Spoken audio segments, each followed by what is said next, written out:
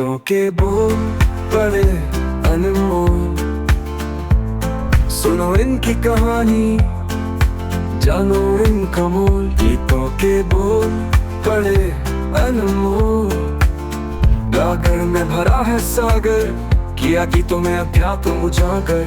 गीतों के बोल बड़े अनमोल। प्रणाम और स्वागत है विश्व शांति दर्शन के प्लेटफॉर्म पर। अध्यात्म, विज्ञान और विश्व शांति के वीडियो से परिपूर्ण चैनल के झलक हैं काशी विश्वनाथ कॉरिडोर को नॉलेज कॉरिडोर का स्वरूप देने वाले विश्वधर्मी प्रोफेसर डॉक्टर विश्वनाथ कराड़। आप देख रहे हैं गीतों के बोल बड़े अनमोल और हम ढूंढ रहे हैं हिंदी फिल्मी गीतों में छुपा हुआ अध्यात्म।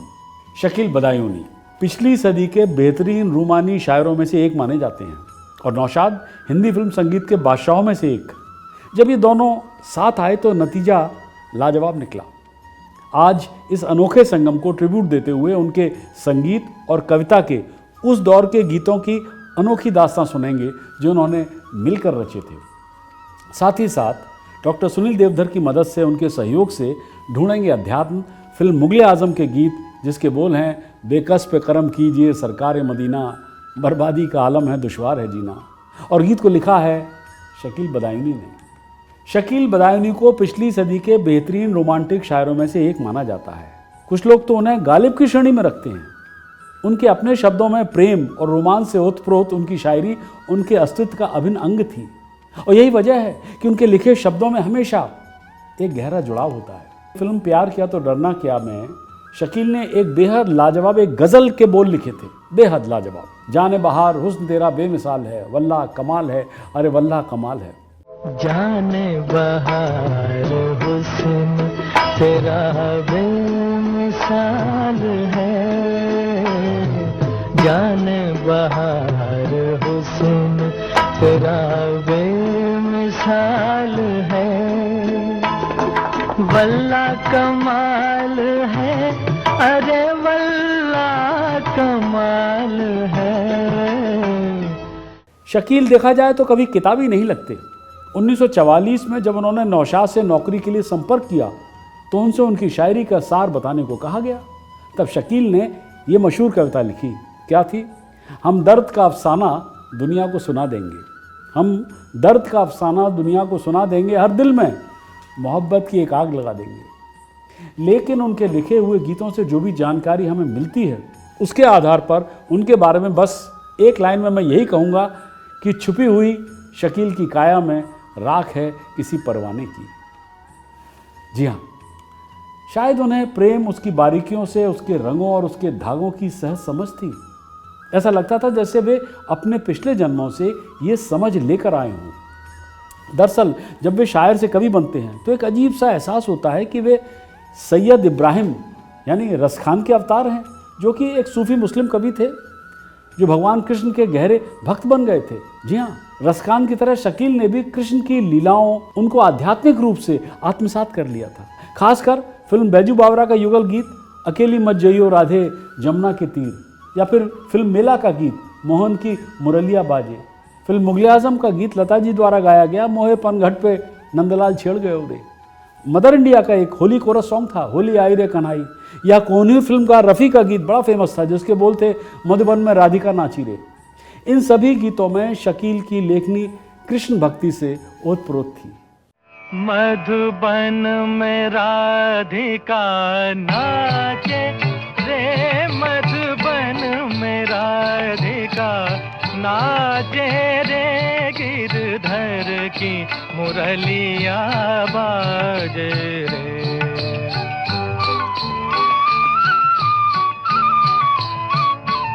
गिरधर की मुरलिया बाजे रे, मधुबन में राधिका नाचे रे। शकील को इंडस्ट्री में अपनी जगह बनाने के लिए बस एक मौके की तलाश थी और वो मौका उन्हें 1947 में फिल्म दर्द में मिला और गीत के बोल थे अफसाना लिख रही हूँ, जिसे उमा देवी उर्फ टुनटुन ने गाया था।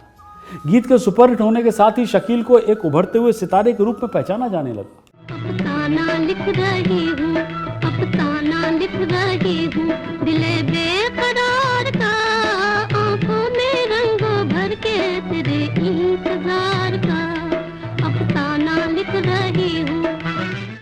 दर्द ने नौशाद और शकील की जोड़ी के उदय की भी शुरुआत की। एक ऐसी जोड़ी, एक ऐसा संगठन जो लगभग तयशुदा सा लगता है। शास्त्रीय गायन संगीत को पारखी लोगों की विशिष्टता से मुक्त करने और हिंदी सिनेमा के माध्यम से इसे आम जनता तक पहुंचाने के लिए चुने हुए लोगों का इसे एक संगठन हम कह सकते हैं, इन दोनों का। हालांकि नौशाद शकील से 3 साल छोटे थे, लेकिन वे अपनी किशोरावस्था में बंबई पहुंच गए।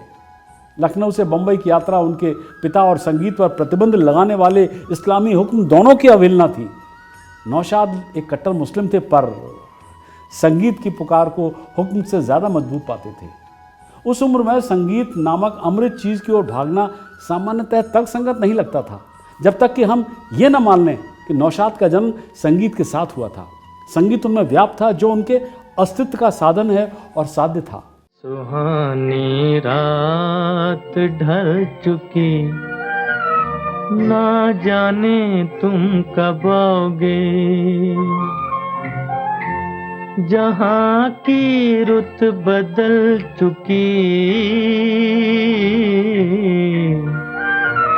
ना जाने तुम कब आओगे। नौशाद को अपनी विरासत और संगीत समेत परंपराओं पर बेहद गर्व था। वे शुद्धतावादी भी थे। अगर वे राजनीति में होते, जी हाँ, तो खादी के लिए संघर्ष करते। स्वदेशी और देसी चीज़ों के प्रति उनका प्रेम और प्रतिबद्धता प्रबल थी, लेकिन सौभाग्य से उनकी रुचि कहीं और थी, संगीत में। जी हाँ, शास्त्रीय संगीत उन्हें अपनी ओर आकर्षित करता था। नौशाद ने शास्त्रीय संगीत को फिल्मों और आम आदमी और आम जनता के लिए रूपांतरित करने की प्रक्रिया शुरू की, जिसमें शकील ने ऐसे शब्द दिए जो ज़मीनी और लोकप्रिय बोलचाल के अनुकूल थे। उनका यह प्रयोग अभूतपूर्व सफलता के साथ समाप्त हुआ, क्योंकि इसने आम जनता को तुरंत प्रभावित किया और इसका मनोरंजन किया, जो अन्यथा रागों की बारीकियों और वाद्य वृंद की बारीकियों को वह मुश्किल ही समझ पाते थे। फिर भी नौशाद मूलतः एक शास्त्रीय संगीतज्ञ थे और शकील एक ऐसे कवि जिनकी लेखनी में गहराई, सूक्ष्मता और गुणवत्ता के प्रति अटूट प्रतिबद्धता थी। इन प्रतिभाओं के ऐसे संगम से स्वर संगीत की एक विशिष्ट धारा और शैली का उदय हुआ, जिसमें छंद उतना ही महत्वपूर्ण था जितना कि संगीत की ध्वनियों और उसे सहारा देने वाली लय। तो आज शकील और नौशाद की इस जोड़ी द्वारा बनाए गए फिल्म मुगले आजम के गीत में ढूंढेंगे अध्यात्म, डॉक्टर सुनील देवधर के सहयोग से। उनके साथ हैं रिद्धि शाह। आप देख रहे हैं गीतों के बोल बड़े अनमोल। गीतों के बोल बड़े अनमोल। नमस्कार, आप सभी का स्वागत है विश्व शांति दर्शन चैनल पर। आप देख रहे हैं गीतों के बोल बड़े अनमोल।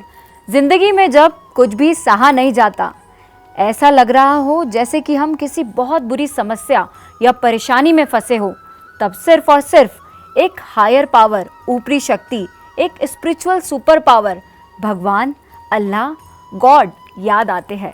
और हमारा आज का गीत इसी सोच पर आधारित है। गीत है बेकस पे करम कीजिए। ये गीत 1960 में रिलीज हुई मूवी मुगले आजम से है। गीतकार है शकील बदायूनी। इस गीत पर चर्चा करने और इसमें छिपे आध्यात्म को और गहराई से समझाने हमारे साथ आज मौजूद है डॉक्टर सुनील देवधर जी। नमस्ते सर, आपका स्वागत है विश्व शांति दर्शन चैनल पर। नमस्कार, धन्यवाद आपको। सुनील जी के बारे में हम आपसे कहना चाहते हैं कि सुनील जी एक सेलिब्रेटेड लेखक ही नहीं बल्कि एक कवि और गीतकार भी है। इनफैक्ट डॉक्टर देवधर जी की पुस्तक बड़े अनमोल गीतों के बोल पर हमारा ये प्यारा सा प्रोग्राम आधारित है। तो चलिए शुरू करते हैं हमारा गीत। ऐ मेरे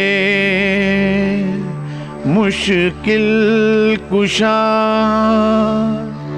फरियाद है, फरियाद है, आपके होते हुए दुनिया मेरी बर्बाद है।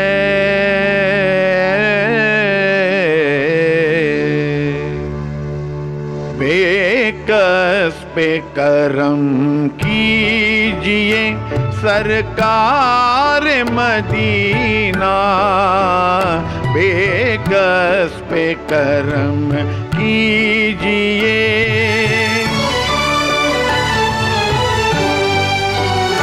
गर्दिश में है तकदीर, भंवर में है सफीना। गर्दिश में है तकदीर, भंवर में है सफीना। बेकस बेकरम कीजिए सरकार मदीना, बेकस बेकरम कीजिए। सुनील जी, इन खूबसूरत पंक्तियों को समझाएंगे। जैसे गर्दिश में है तकदीर, भंवर में है सफीना, किसी की डेस्टिनी या फेथ गर्दिश में कैसे हो सकती है? आपने जो बात कही है इस फिल्म को लेकर, तो हम ये कहना चाहेंगे कि इस फिल्म की कथा और परिवेश एक ऐसा ऐतिहासिक प्रसंग है जो कहीं भी सच नहीं है, यानी इतिहास इसकी कहीं से भी पुष्टि नहीं करता। ये एक इतिहास में दर्ज कहीं भी झूठा सच भी नहीं है। ऐसा क्यों? अब झूठा सच से भी हमें याद आ गया, यशपाल का उपन्यास है एक झूठा सच, जिसमें वो भारत विभाजन की त्रासदी और उसके बाद की राजनीतिक सामाजिक परिस्थितियों का जिक्र करते हैं। तो यही फिल्म की और इमेजिनेशन की, आपकी कल्पना की उड़ान है, एक झूठ है कि आप दृश्य को कैसे प्रस्तुत करते हो। तो यहाँ पात्रों का अभिनय, फिल्मांकन इतना ज़बरदस्त है कि वो झूठा सच भी एकदम पूरा सच लगता है, बराबर है ना। और जैसा आपने कहा कि बेकस पे करम कीजिए सरकार मदीना, गर्दिश में है तकदीर, भंवर में है सफीना। तो अब ये पूरा परिवेश भी, अब फिल्म मुग़ल आज़म है तो परिवेश भी इस्लाम का है। और सरकार मदीना जी, इस्लामिक मान्यता में मक्का और मदीना ये उनके दो पवित्र स्थान हैं। और सरकार मदीना कौन है? मोहम्मद साहब। तो ये एक प्रार्थना है, ये एक प्रेयर है, पूरा का पूरा गीत। वो जिसको कहते हैं ना कि नाला, नाले, वो है ना एक गीत, ए दुनिया के रखवाले जी, सुन दर्द भरे मेरे नाले। नाले यानी एक पुकार, एक आर्त पुकार, एक प्रेयर, एक प्रार्थना। तो वो ये कह रहे हैं। और बेकस यानी कि दुखी, मजबूर, तो जिसका कुछ भी नहीं है, ऐसा एक मजबूर व्यक्ति ये प्रार्थना कर रहा है, जो फिल्म में दृश्य आपने देखा भी है। तो ऐसी प्रार्थना के समय में मदद कौन करता है? जब सब ओर से हम असहाय होते हैं तो मदद ईश्वर करता है, obviously higher power. Higher power. तो यही वो प्रार्थना है जिसमें वो कहते हैं कि बेकस पे करम कीजिए सरकार मदीना। और गर्दिश में जीवन की नैया क्या है? जीवन की नैया जो है वही है, तकदीर मुश्किल में है और सफीना यानी वही जीवन की नैया। तो कभी कभी जीवन की नैया तो किनारे पे भी डूब जाती है, तो उस वक्त बचाने वाला कौन होता है? तो वो ईश्वर ही होता है। उसी की प्रार्थना ये की जा रही है। रिद्धि, आपने जो बात कही है कि गर्दिश में सितारे कैसे हो सकते हैं, बिल्कुल सर। हमारे यहाँ जो मान्यता है वो ये है कि हम पुनर्जन्म की बात करते हैं। तो आज अगर सब कुछ ठीक भी है, लेकिन फिर ऐसा क्यों हुआ? तो फिर वही बात आती है, वो हमारी सोच में, हमारे विचार में ये है कि मनुष्य लगातार 84 लाख योनियों में घूमता है, और इस कारण जब वो इस जन्म में जो काम कर रहा है वो अगले जन्म में भी उसे चुकाना पड़ता है। इसलिए वो आज कुछ न होते हुए भी उसके सितारे गर्दिश में हो सकते हैं, क्योंकि हम इस मान्यता को मानते हैं कि एक जन्म तक ही हमारी सीमा नहीं है, हमारे यहाँ पुनर्जन्म की भी मान्यता है। बिल्कुल सर। इसी के साथ मेरा आगे आपसे यह सवाल था कि हम सभी कभी ना कभी एक ऐसी गर्दिश में फंसे हैं और एक हायर पावर से जी जान लगाकर प्रार्थना करते हैं कि वो हमें उस मुश्किल से बाहर निकाल दें। But sometime those prayers are answered, लेकिन बहुत सारे लोगों की ये प्रेयर्स आंसर नहीं होते। ऐसा क्यों होता है? आफ्टर ऑल भगवान तो सभी का है ना। बिल्कुल, ईश्वर सभी का है। और इसलिए कभी कभी हम ये बात करते हैं कि जब हम किसी मुश्किल में होते हैं तो हम ईश्वर से प्रार्थना करते हैं, क्योंकि ईश्वर तो सबका है, सभी के लिए भी है सभी ना? के लिए भी है। और इस दुनिया का जो माहौल है या दुनिया का सोच क्या है, वो ये शायर कहता है कि साहिल के तमाशाई हर डूबने वाले पर, साहिल के तमाशाई हर डूबने वाले पर अफसोस तो करते हैं, इमदाद नहीं करते। वाह सर। तो इमदाद कौन करता है, मदद कौन करता है? तो मदद केवल ईश्वर वाला करता है। और जो आपने कहा कि भगवान तो सभी के लिए है, तो निश्चित रूप से भगवान सभी के लिए है, लेकिन सबका अपना अपना कर्म भी है। बिल्कुल सर। और इसलिए ईश्वर यही उसके कर्म के मुताबिक उसको सजा दे भी देता है बिल्कुल। और माध्यम बना देता है किसी को। हमें एक प्रसंग याद आ गया। एक चोर की चोरी पकड़ी गई, अंग्रेज़ों का ज़माना था, ब्रिटिश जज था। जी। तो जब उसकी चोरी पकड़ी गई तो उसको पेश किया जज के सामने, सबूत सारे उसके खिलाफ गए। जब सारे सबूत खिलाफ गए तो उससे पूछा गया कि आपको अपनी सफाई में कुछ कहना है, मौका तो दिया ही जाता है। तो उसने रामचरितमानस की एक चौपाई पढ़ी ओके। और उसने कहा कि हुई है वही राम रुचि राखा, को करी तर्क बड़ा वहीं साखा। बेफजूल आपसे हम तर्क कुतर्क क्यों करें, जो होना होगा राम की मर्जी है। बिल्कुल। वो जो अंग्रेज जज था वो रामचरितमानस का बड़ा प्रेमी था और वो उसको पढ़ रहा था, उसका अध्ययन भी उस समय ताज़ा था। तो उसने इनकी चौपाई का उत्तर भी उसी चौपाई से दिया। उन्होंने कहा कि कर्म प्रधान विश्व करी राखा, जो जस करहि सो तस फल चाखा। ये जो विश्व है ये पूरी तरह से कर्म प्रधान है। बिल्कुल। कर्म प्रधान विश्व करी राखा, और जो जस कर्म करे सो तस विधि चाखा। बिल्कुल सर। तो जो जैसे कर्म करेगा उसको वैसा वैसा फल फल उसको मिलेगा। मिलेगा बिल्कुल और सर। उसको सजा कर दी। बिल्कुल सर। तो आपने जो कहा कि ईश्वर तो सबका है, फिर किसी के साथ न्याय किसी के साथ अन्याय, तो ईश्वर ने वो व्यवस्था कर रखी है कि आपका जैसा कर्म होगा वैसा आपको फल भी ईश्वर दे देगा। तो जैसा पहले भी हमने आपसे कहा कि पुनर्जन्म पर चूंकि हम विश्वास करते हैं, तो हो सकता है इस जन्म में उसका कोई दोष न हो, लेकिन किसी पुराने जन्म का कोई फल उसे चुकाना हो, बिल्कुल। इसलिए भी ये बात हो सकती है। बिल्कुल सही कहा सर। सुनील जी, इससे ही मिलता जुलता मेरा अगला सवाल यह है कि जैसे मेरी माँ कहती है कि भगवान हम सभी के अंदर होते हैं, तो जब कोई मुश्किल आती है तो क्या हम अपने अंदर जो भगवान है वो हमारी मदद नहीं कर सकते क्या? हमारे अंदर जो ईश्वर बैठा है ना, तो वो हमारी मदद करता है, लेकिन प्रश्न फिर इसी बात का है कि उसकी मदद का स्तर और उसकी मदद का तरीक़ा दोनों बिल्कुल अलग अलग हो सकते हैं और उसी को हमें पहचानना है। कैसे सर? जैसे अभी एक छोटी सी कहानी कि कहीं बाढ़ आ गई और आदमी अपना घर छोड़ नहीं रहा है। पहले पड़ोसी आ जाते हैं, समझ लीजिए कि वो ईश्वर के दूत बन के आते हैं कि भैया चलो हम आपको ले चलते हैं, वो नहीं निकलता। दूसरी बार में और पानी ऊपर चढ़ जाता है, तो जब ऊपर चढ़ जाता है तो फिर नाव वाले आ जाते हैं, वो रेस्क्यू ऑपरेशन वाले आते हैं ना, बिल्कुल। तो वो भी तब भी नहीं जाता वो। उसके बाद में और ऊपर वो चढ़ जाता है, छत पर चढ़ जाता है, सोचता है कि इतना पानी नहीं आएगा, उतना पानी भी आ जाता है। तब वो ईश्वर से कहता है कि हे ईश्वर, आप तो सबकी मदद करते हो और आप मेरे अंदर भी हो, फिर आप मेरी मदद क्यों नहीं कर रहे हो? तो ईश्वर कहता है कि हमने तो आपके लिए 3 लोग भेजे, आपने किसी की बात नहीं मानी। यानी प्रकारांतर से ईश्वर ने अपने ही लोग भेजे थे। बिल्कुल सर। और इसलिए जब ईश्वर प्रकारांतर से मदद करता है तो उस संकेत को भी ईश्वर की समझना चाहिए कि वो क्या कहना चाह रहे हैं, और जब वो संकेत आप समझ लेते हो तो आप मुश्किल से बाहर आ जाते हो। सर, आपने कहानी के माध्यम से हमारा इस सवाल का जवाब भी दे दिया है, तो अब हम आगे के गीत की तरफ बढ़ते हैं। सर, यहाँ गीतकार क्या कहना चाहते हैं? हमारे दिल पर चोटों से भरे हुए निशान यहाँ किसका प्रतीक है? शकील नौशाद के सहयोग में एक बेजोड़ सहजता थी। दरअसल संगीत घाव भरता है और शकील नौशाद का संगीत और भी ज्यादा घाव भरता था। चोटों से भरे हुए निशान दिल पर अगर हैं तो वो दुख के प्रतीक हैं। सीने पर जख्म क्या है? तो संकट जब आप पर आता है तो ईश्वर प्रकारांतर से भी मदद करता है। Welcome back. उम्मीद है आज के गीत पर हुई चर्चा आपको पसंद आई होगी। गीत के शेष भाग में अध्यात्म की खोज होगी अगली बार डॉक्टर देवधर के सहयोग से। साथ ही साथ मैं आपको नौशाद और शकील बदायूनी की युगल जोड़ी के बारे में भी जानकारी दूंगा। हाँ, अब मैं आपसे विदा लेता हूँ। देखते रहिए गीतों के बोल बड़े अनमोल, ओनली ऑन विश्व शांति दर्शन।